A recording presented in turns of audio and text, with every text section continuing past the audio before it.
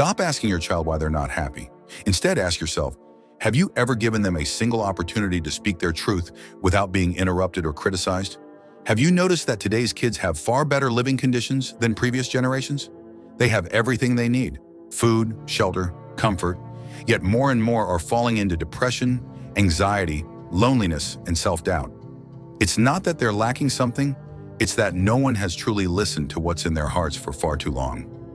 Many parents say, "What do you have to be depressed about?"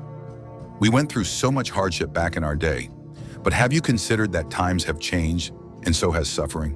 Today's kids don't lack material things, but they're living in an invisible, emotional vacuum. No one wants to hear about their inner world, and when they try to share, they're constantly interrupted. Don't overthink it. You'll understand when you're older. So they learn to stay silent. They stop expressing their real feelings. They stop seeking help. Their faces say whatever and I don't care, but their hearts are screaming, nobody understands me. Psychologists point out that long-term emotional neglect is one of the core triggers of adolescent depression. Kids aren't depressed because they have it too good. They're depressed because they've been ignored too long, expected too much of, and understood too little from childhood on. They live in environments of excessive control, constant criticism, and emotional suppression. Bad grades? You're not trying hard enough. Feeling down? You're overthinking. Expressing a need? You're being dramatic. You think you're disciplining your child, but you're actually crushing their ability to express themselves bit by bit. Those kids who grow up silent aren't unwilling to communicate. They learned early to keep their mouths shut because speaking up gets them nowhere. No one believes them, and it doesn't help anyway.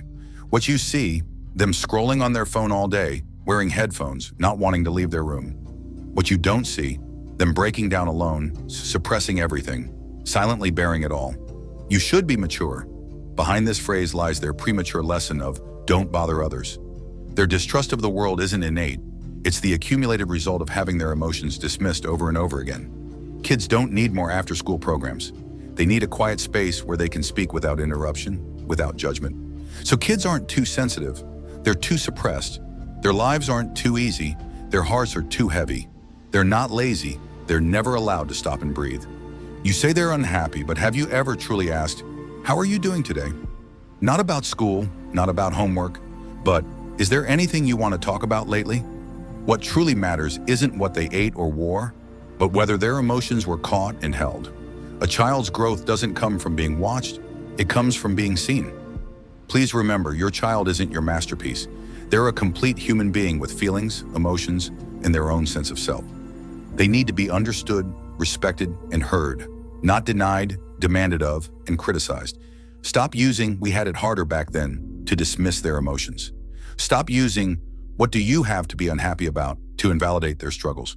Because you never know. A child who seems calm on the surface may have already quietly fallen apart countless times inside. Starting today, try asking one more question. Are you okay? And saying one less thing, you're being too dramatic. If you're willing to set aside your assumptions and step into their world, they might just start believing again that this world isn't so cold after all. May this world have more gentleness. May every child who grew up suppressed be truly understood.